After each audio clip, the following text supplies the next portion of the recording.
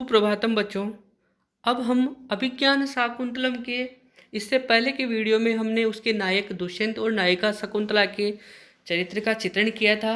अब हम इस वीडियो में अभिज्ञान शाकुंतलम के जो शेष पात्र हैं उनके चरित्र का चित्रण कर रहे हैं, उनके व्यक्तित्व को हम यहाँ पर समझ रहे हैं। अब तीसरा जो महत्वपूर्ण पात्र है अभिज्ञान शाकुंतलम का वो है महर्षि कण्व। महर्षि कण्व का चरित्र मनोहर है। वह आश्रम के कुलपति हैं। उनके आश्रम में अनेक शिष्य और शिष्याएं विद्या अध्ययन में लीन है, किंतु वे स्वयं निसंतान हैं। उन्होंने अपनी समस्त स्नेह संपत्ति अपनी पोष्य पुत्री, अपनी पालिता पुत्री शकुंतला पर न्यौछावर कर दी है। वे त्रिकालज्ञ एवं नैष्टिक ब्रह्मचारी है। कश्यप गोत्र में उत्पन्न होने के कारण महर्षि कण्व का दूसरा नाम काश्यप भी है।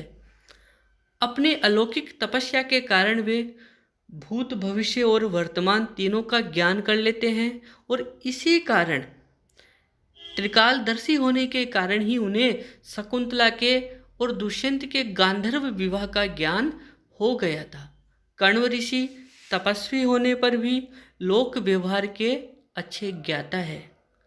वे राजा दुष्यंत को जो संदेश भेजते हैं उसमें लौकिक आचार की पूर्ण झलक है। महर्षि कण्व शकुंतला को जो उपदेश देते हैं उसमें भारतीय संस्कृति की झलक है। भारतीय संस्कृति की झलक है उसमें, और उसमें वो शकुंतला को कह रहे हैं कि ससुराल में जाकर जो लोग बड़े लोग हैं उनकी सेवा करना, पति अपमान भी करे तो झगड़ा न करना, सेवकों के साथ उदारता का व्यवहार करना और समृद्धि के समय घमंड नहीं करना। इस प्रकार की शिक्षा विदाई के समय कण्व द्वारा शकुंतला को दी गई है। वे व्यवहार कुशल हैं और मानव स्वभाव के अच्छे ज्ञाता हैं। तो ये हो गया महर्षि कण्व का परिचय। महर्षि कण्व जो है उनमें वो एक ओर तो तपस्वी थे, बड़े ऋषि थे, दूसरी ओर वे लोक व्यवहार के भी अच्छे ज्ञाता थे।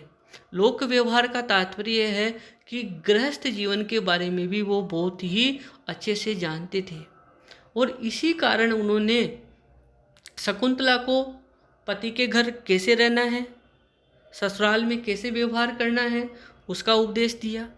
अपने जामाता दुष्यंत के लिए भी उन्होंने उपदेश दिया, और अंत में कहा कि कन्या जो होती है वो वास्तव में ही पराया धन होती है, और उसके विदाई के समय मुझ जैसे महर्षि ऋषि मुनि तपस्वी के ही ये दशा है, ऐसी अवस्था है, इतना दुख हो रहा है, तो आम जो गृहस्थ इंसान है उस पिता पर क्या गुजरती होगी जब उसकी पुत्री पहली बार अपने ससुराल जाती है, शादी के समय जिसकी विदाई होती है।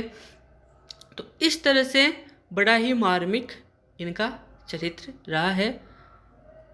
अब चौथा जो प्रमुख पात्र है विज्ञान का वो है प्रियंवदा और अनसूया। इन दोनों को एक साथ लिखा है क्योंकि ये दोनों हमेशा एक ही साथ मंच पर आती है, एक ही साथ नाटक में उपस्थित रहती है।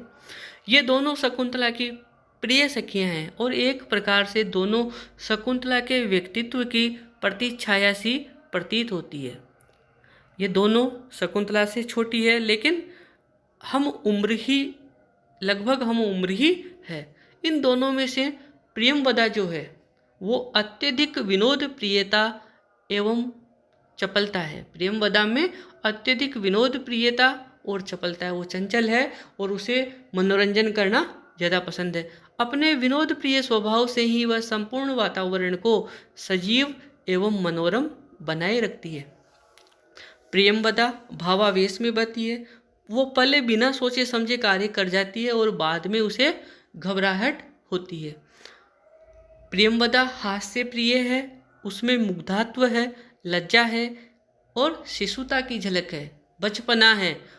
अंततः मधुर भाषिणी होने के कारण ही प्रियंवदा उसका नाम सार्थक है, इसीलिए उसको प्रियमवदा उसका नाम है, क्योंकि वो प्रिय बोलती है, मीठा बोलती है, मधुर बोलती है, इसलिए उसका नाम है प्रियमवदा।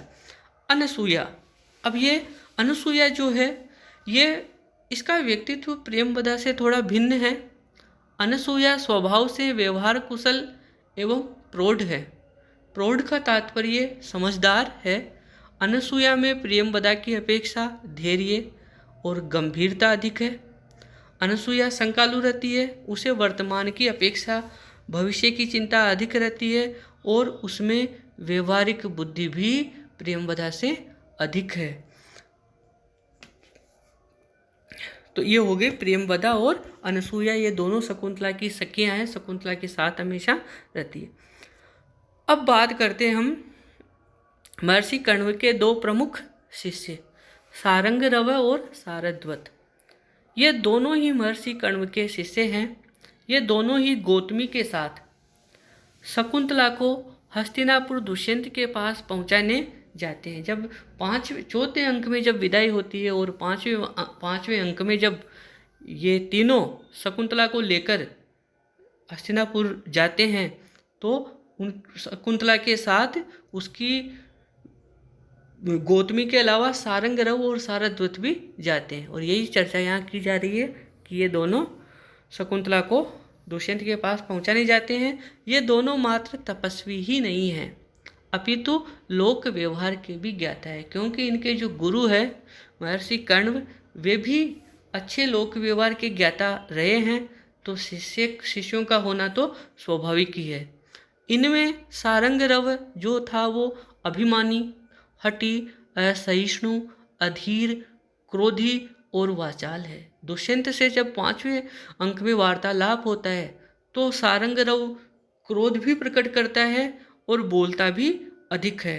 तो ये अधीर, असहिष्णु, क्रोधी और वाचाल किस्म का है। जबकि जो सारद्वत है वो सारद्वत संयत, विचारशील है, सहिष्णु, विनम्र, धीर एवं शांत है। तो इन दोनों के स्वभाव में दिन रात का अंतर है, सारंगरव और सारद्वत। अब बात कर रहे हैं हम छठे पात्र की। छठा जो महत्वपूर्ण पात्र अभिज्ञान शाकुंतलम में है वो है विदूषक।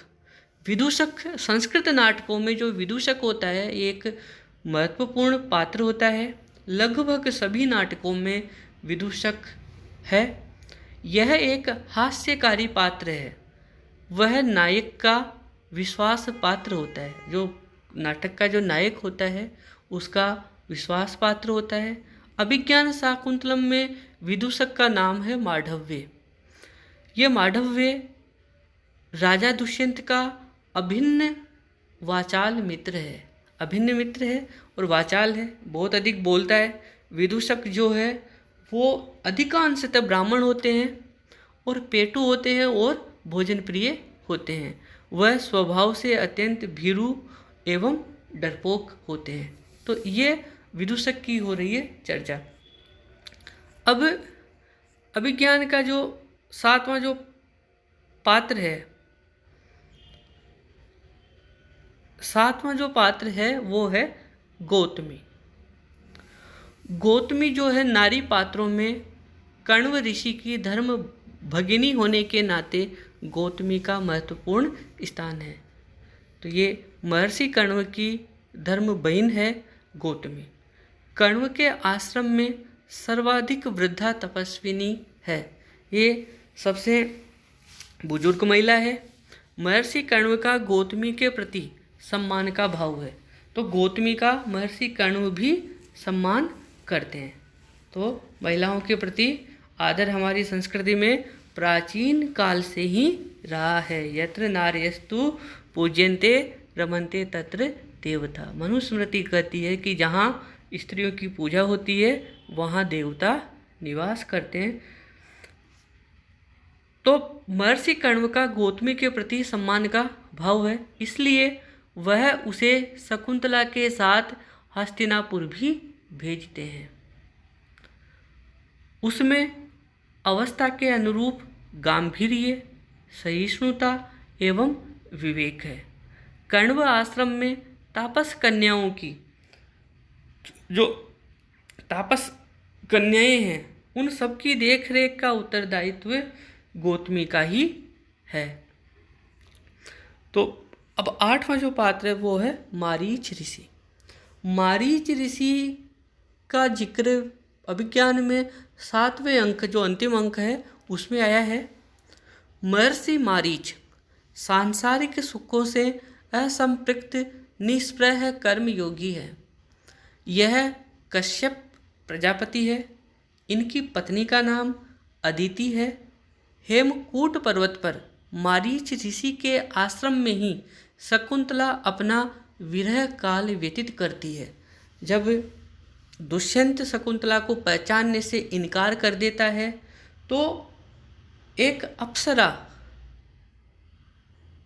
शकुंतला को हवा के झोंके की तरह उड़ाकर ले जाती है और वो ले जाकर हेमकूट पर्वत पर शकुंतला को वहाँ रखती है और मारीच ऋषि के आश्रम में ही शकुंतला अपना समय व्यतीत करती है। वहीं पर बालक सर्वदमन का जन्म होता है और शकुंतला वहाँ पर पुत्र सर्वदमन को जन्म देती है। अंत में मारीच ऋषि के दर्शनार्थ जाते हुए दुष्यंत और शकुंतला का पुनर्मिलन भी यही हेमकूट पर्वत पर ही होता है, मारीच ऋषि के आश्रम में ही होता है। तो मारीच ऋषि जो है वो भी बहुत महत्वपूर्ण ऋषि है। यहाँ पर जब इंद्र की सहायता करने के उपरांत देवासुर संग्राम में विजय प्राप्त करने के उपरांत जब दुष्यंत वापस पृथ्वीलोक की तरफ आ रहे थे तो हेमकूट पर्वत पर भगवान मारीच की दर्शनाभिलाषा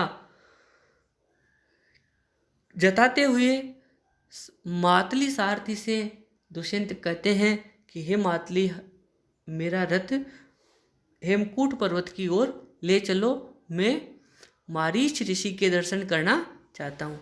और भगवान मारीच की ही कृपा से यहाँ पर उनको शकुंतला और पुत्र सर्वदमन से उनका मिलन होता है। अब 9वें जो पात्र हैं वो है दुर्वासा ऋषि। दुर्वासा ऋषि अत्यधिक क्रोधी स्वभाव वाले तपस्वी हैं। इनकी सेवा में जरा सी भी चूक हो जाने पर ये शीघ्र ही शाप दे देते हैं। चौथे अंक में इनके शाप के कारण ही शकुंतला को राजा दुष्यंत भूल जाता है, क्योंकि दुष्यंत के हस्तिनापुर लौट जाने के बाद शकुंतला दिन रात दुष्यंत का ही चिंतन करती रहती थी। तो एक समय अपनी कुटिया में शकुंतला दुष्यंत का अनवरत लगातार चिंतन कर रही थी, तभी दुर्वासा ऋषि उस कुटिया में प्रवेश करते हैं, बोलते हैं, लेकिन शकुंतला दुष्यंत के चिंतन में लगी रहने के कारण उस ओर ध्यान नहीं देती है और दुर्वासा ऋषि को क्रोध आ जाता है। वे कहते हैं कि तुम मुझे आए हुए महर्षि तपस्वी को नहीं पहचान रही हो, मेरा कोई आतिथ्य नहीं कर रही हो, इस वजह से तुम जिसको अभी विचार कर रही हो, जिसका अभी तुम चिंतन कर रही हो, जो तुम्हारे मन मस्तिष्क पे छाया हुआ है, वह तुझे भूल जाएगा। और इसी शाप के कारण 5वें अंक में जब शकुंतला हस्तिनापुर पहुंचती है तो राज दरबार में दुष्यंत शकुंतला को पहचानने से इनकार कर देता है। अब बात करते हैं 10वां जो पात्र है और अंतिम महत्वपूर्ण पात्र है, वह है सर्वदमन। यह दुष्यंत और शकुंतला का पुत्र है, जिसको हम लोग भरत भी कहते हैं, जिसके नाम से हमारे देश का नाम भारत पड़ा। वो भरत दुष्यंत और शकुंतला का पुत्र है। इसकी हथेली पर चक्रवर्ती सम्राट के लक्षण विद्यमान है। यह बड़ा ही निर्भीक है।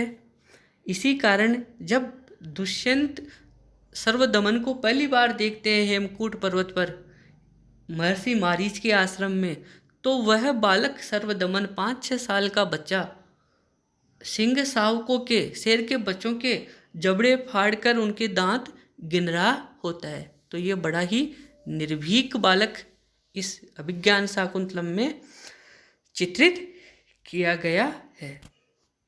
तो ये हो गए अभिज्ञान शाकुंतलम के शेष महत्वपूर्ण पात्रों का चरित्र चित्रण। धन्यवाद।